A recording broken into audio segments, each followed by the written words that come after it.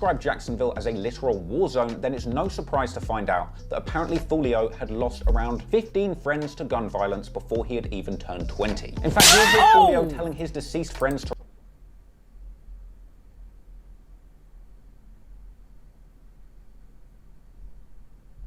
Twin, get out the streets, bro. Ain't no point.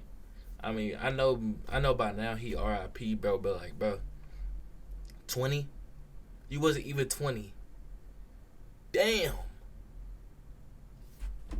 bro. That's really just God trying to tell you to get out the streets, but bro, you just kept doing it. What's the word, YouTube? Bitch, boy, I love 2 times. Yeah, 2 times 2 exclusive. We back with another YouTube video. Hey, today you gonna be looking at the birth of ATK versus KTA. Bruh, y'all don't know ATK is Ace Tops Killers. KTA is, I can't even remember, to be honest. I only know ATK. But y'all get it. It's just a beef. It's a beef that's going down in Jacksonville, Florida. Bruh, to get right into the video though, make sure you like, comment, subscribe, all that shit, bruh. What's up? On myself. At the start of 2021, a song called Who I Smoke came out and went mega viral. Now, from the outset, this looked like any innocent hip-hop video, with a bunch of nice-looking, well-dressed young men out on the golf course for an enjoyable day teeing off on the green. These young men seem to be known as ATK, okay. Well, it turns out that that ain't the name of their local golf club. In fact, you might have missed something very important if you didn't pay attention at the start of that video. Because when the first guy tees off his golf ball, a bullet shell casing drops to the ground. And once this subtle reference to shootings has passed, we then begin to hear a very familiar musical sample, Vanessa Carlton's 1,000 Miles. Well, what a charming song to hit a few balls off the green to, eh? And for the first 30 seconds of the video, all we see is our well-dressed protagonists jamming out to some Vanessa Carlton and having a great day on the course. But at a certain point, the beat drops and these boys go from Tiger Woods to tie him up and put him in a woods. Because what followed was one of the most Damn, okay, this nigga need to raise. Okay, I like this video already.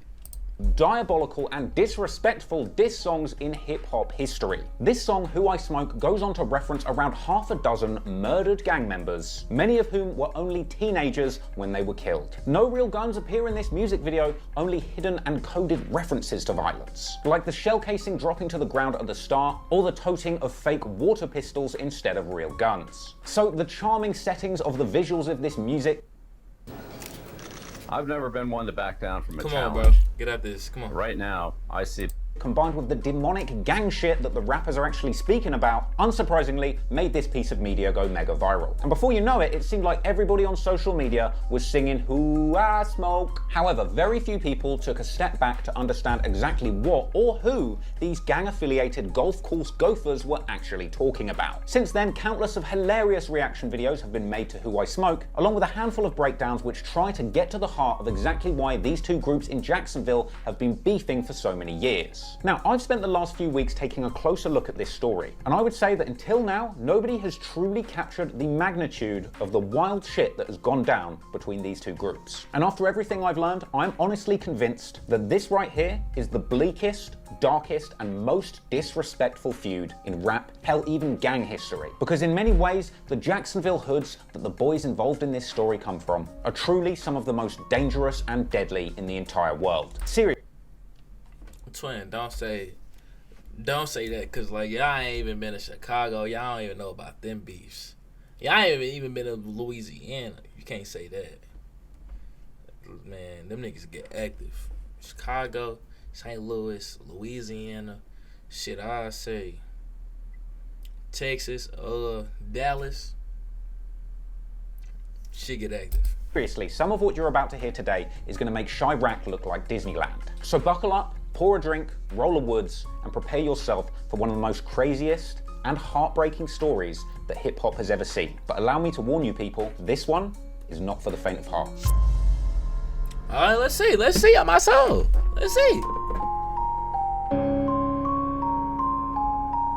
Today's story takes place in Jacksonville in the northeast of Florida. Now, many decades ago, Jacksonville became a consolidated city-county with Duval County. This created one metropolitan area called the City of Jacksonville and Duval County, an enormous area which actually is the most populated city in all of Florida. Now, that's not strictly important for this story, but sometimes you might hear people referencing things that went down in Jacksonville or Duval County. Just know that they're basically one and the same. Now, if you've been a fan of Florida rappers like YNW Melly, then you'll know that guns are readily available in the state of Florida. In fact, the majority of people in the state seem to be armed to the teeth. And much like the city itself, the gangs that roam the streets of Jacksonville have a long history too. Over the past few decades, many gangs and gangsters have called Jacksonville, Florida their home. From Rolling 20s Bloods to Crips, GDs, and Hispanic gangs like MS-13 fleeing other states and setting up shop in Jacksonville. However, the gangsters that we're interested in for the sake of this story are those talented ones who rap. And when it comes to Jacksonville, one of the biggest names to ever come out of the city is, of course, Youngin Ace. Real name Kayanta Bullard,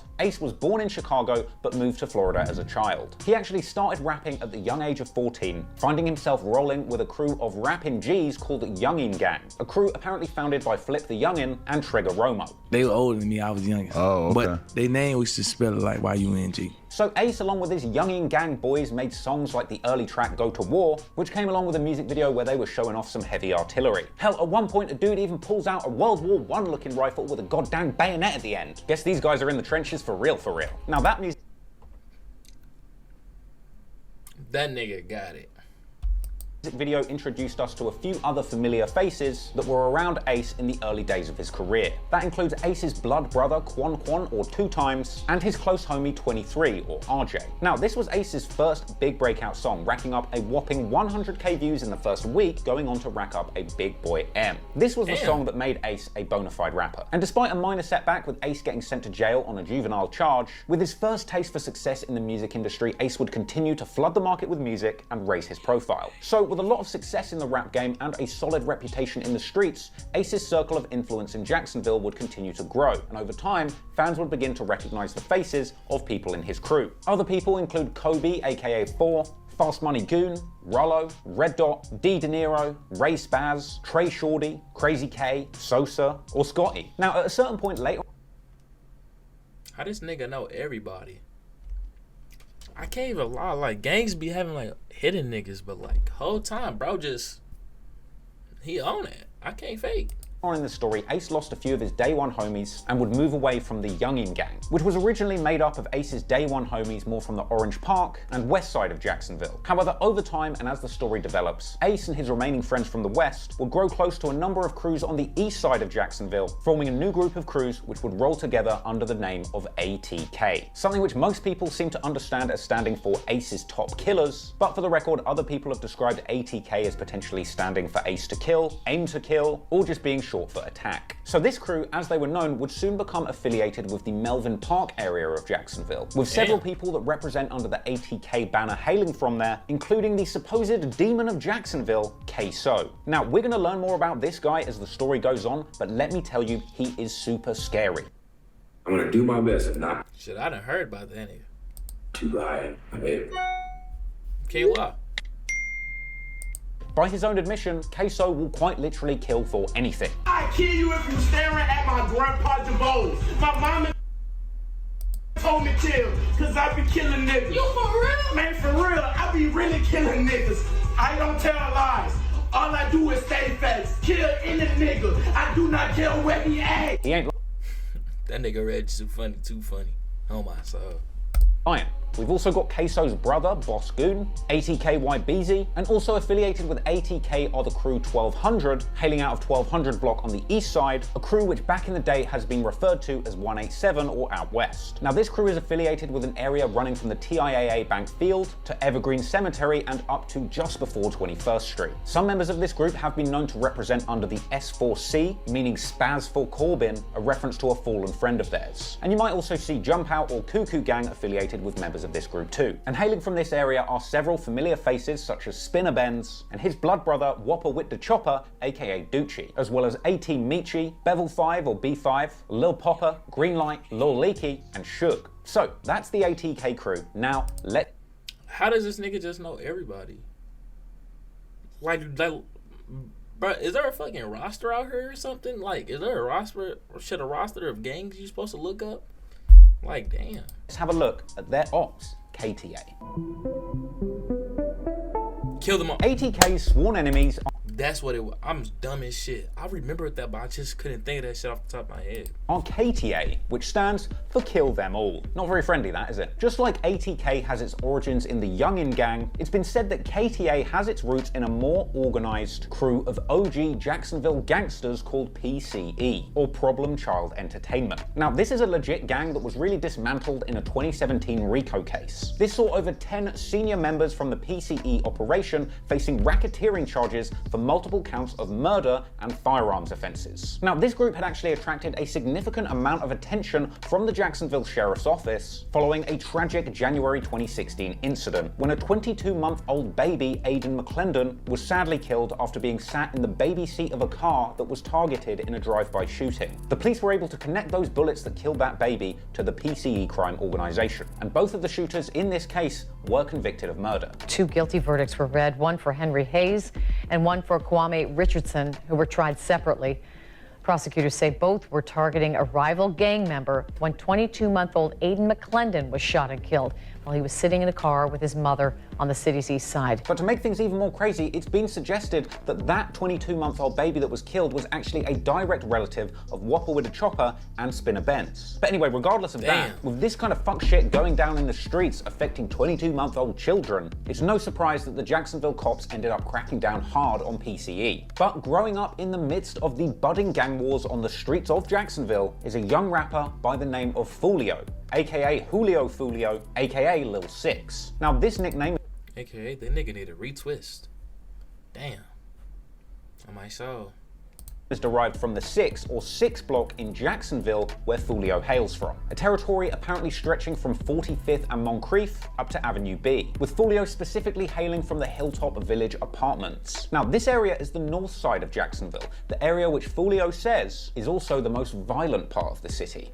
I'm from the north side of Jacksonville, 1646 West 45th Street, Bricks, 6. Yeah, that's the most violent side of Jacksonville. Now, Foolio is considered the most hated rapper in Florida, and it's easy to see why when you consider how he came up. Foolio said that he had to buy his very first gun for protection when he was in just the 7th grade, because apparently he was already beefing with grown men with bigger guns. A nigga got his first gun in motherfucking 7th grade, 6 going to 7, the Deuce 5, so after that, it was a wrap. We'll always be with grown, older niggas, so shit, they always had the advantage and shit of us. Like, they always had the guns and the cars to pull up on us, and you feel me? We ain't never had that shit. Foolio's upbringing seems like it was nothing but pain. In fact, his father was murdered when Foolio was only 13 years old, being shot in the head twice in a brutal attack. Damn. Nah, I can't lie. I see why that nigga, shit, that would have turned me to a villain on my soul. Damn, twice? Damn. Apparently, retribution after a man that Foolio's father had beaten up a month before came to get back. Foolio even... Niggas can't even throw their hands no more, bro. You niggas can't throw their hands. Y'all gotta get them, bro. Come on, bro. I know that people be like, if that was me, I would have to spit back on, bro. Sometimes it just gets to a point, bro. Just gets to a point. He beat your ass. He beat that ass. You win some, you lose some. On my side. Even said that he witnessed his first murder at close range at the young age of 12. Problems, I saw a nigga get shot in this shit, but this was in my other dog, this was in West Jackson. I was probably like 12 years old. Jack, he beat the shit though, my dog Boo Boo, but yeah, point blank range, nigga. I was 12 years old seeing that type shit though, that shit went nuts. Apparently, Foolio also got shot in the leg getting off the school bus, age 50. We getting out the bus and shit. I ain't thinking nothing of it though. I got my uniform on, books, man. I ain't thinking nothing of it. I'm like, it's a regular day. This my first day of school. Mind you not, this my first day getting, cause I got kicked out of school, another school for fighting. So this my first day in the alternative school. So boom, nigga ran through the cut when the shooting. I got hit on my motherfucking hip one time. So having described Jacksonville as a literal war zone, then it's no surprise to find out that apparently Foolio had lost around 15 friends to gun violence before he had even turned 20. In fact, you'll hear Foolio telling his deceased friends to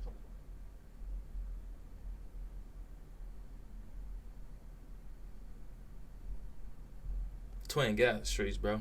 Ain't no point. I mean, I know by now he RIP, bro, but like, bro, 20, You wasn't even 20. Damn, bro.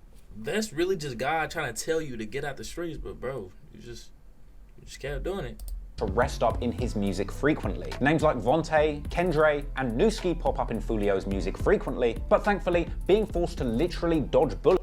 Want to hear a secret? Everyone will be using this Google update by 2025. Do you know how much of the content you see on a daily on the way to school in the morning as a kid didn't dampen Foolio's spirit? Apparently he was always a charismatic young spitter and was apparently rapping his entire childhood despite the violence going on around him. I always been a rapper, like, that's just been me, a rapping that nigga. Like, I always know how to rap, so I would do it. The first song of Foolio's that got a few 100,000 views was the track Coming Up, and off the back of the success of that song, he would drop mixtapes like Who I Am, before leveling up with the sequel called Industry Invasion. Over time, Foolio would gradually pick up a bigger buzz and more attention in the industry, eventually landing in the studio with some big-name producers. Most notably, Atlanta legend Zaytoven, creating bangers like How You Do It, and the fully Zaytoven-produced mixtape 6toven. Now, we'll cover the specific and significant music releases as they pop up during the beef, but for now, let's just focus who's affiliated with Foolio and his 6 Block crew. Also hailing from the 6, no Drizzy, is Foolio's longtime friend and frequent collaborator Kojak. There's Foolio's blood cousin Zion Brown, aka Tweaking Jit or TJ. There's Tiki, aka T-Shots, Trey.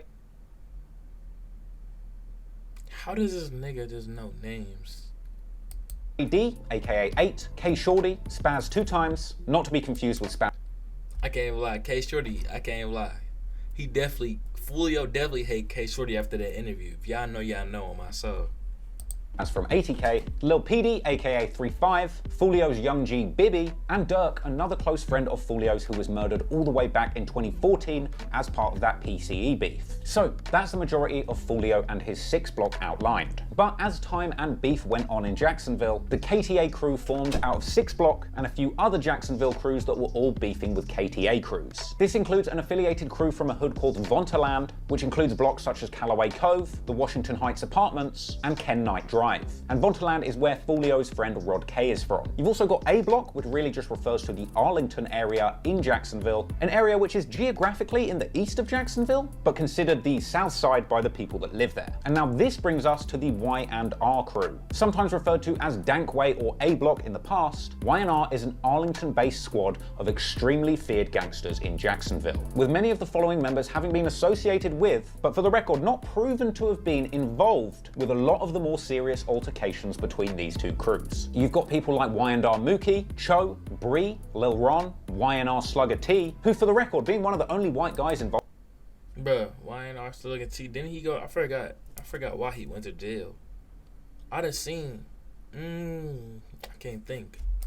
With these crews seems to attract some pretty crazy and kind of funny comments online. For the record, I think Y&R Slugger T looks like a pretty tough guy who looks right at home in Y&R, and for the record, I also do not want any problems. Anywho, also repping these parts is Baby 9, aka Juju, Lil 9, and Mr. Beatbox himself, Spot 'em Got 'em, who's apparently originally from Lackawanna on Jacksonville's west side, but he's known to rep Arlington, showing love to his set by spending one of the early bags that he got on this bust down Y&R chain. And funnily enough, on the day of recording this, I just found out that he apparently dropped that chain off a jet ski. Anyway. Down another piece, man. 30 ball in the fucking water. 30 ball in the water, bro. Like I said before, that's not every.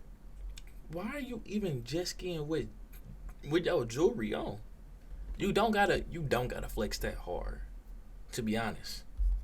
Everybody that's associated with Foolio, 6 Block or KTA, but just some important faces that are going to be relevant for this story. And just for the record, so that it's super easy for you guys to understand, Arlington is from A Block, which is considered the south side of Jacksonville. Foolio is from 6 Block, considered the north side of Jacksonville, most dangerous side. So that's north and south under KTA territory. You've got Youngin Ace, who is originally from the west side, but eventually 80K ended up including a lot of people and crews from the east side too. So basically what you got going on in Jacksonville is north and south beefing with east and west. I hope that makes it a bit easier to understand. So now you know the people involved, the turf being fought over, and the history of crime in the city. You're ready to take a closer look at why these 2 groups started feuding and how this became one of the most deadly feuds in rap history. I can't lie. This is not that much of a deadly feud, bro. Like, I mean, it's a deadly feud, don't get me wrong, bro, but like, it's not the most deadly feud in rap history. Chirac done already had. Chirac literally be having what? Q50 With the Lil 50 just died. He motherfucking 14. Well, not 14, like 16. Niggas in Chirac get busy. Bloodhound Lil Jeff. 11 bodies. I can't lie. I don't see anybody in Jacksonville that's popping like Bloodhound Lil 50. I said Lil 50. Lil Jeff. Q50. Eight of them things on my soul. Motherfucker, you got niggas. King Von. Lil Durk. Chief Keef. You got... Them niggas was beefing. Like... What? Lil JoJo. You got... It's too many people. You can't say that Chirac wasn't bigger than this. This shit for real right here is just like a little... Here's like St. Louis. For real. Like, I live in St. Louis, bro. Shit, man, this shit like St. Louis, bro. Niggas die. Niggas roll up on it. Like, for real, this is just like St. Louis. Just like St. Louis beef. But, bro, hey, it's your boy Rella 2 times, bro. We done with the video on my soul. Hey, like, comment, subscribe if y'all like the video, all that. But, hey, it's your boy Rella 2 times, aka Dose on my soul. We out of here. Pieces.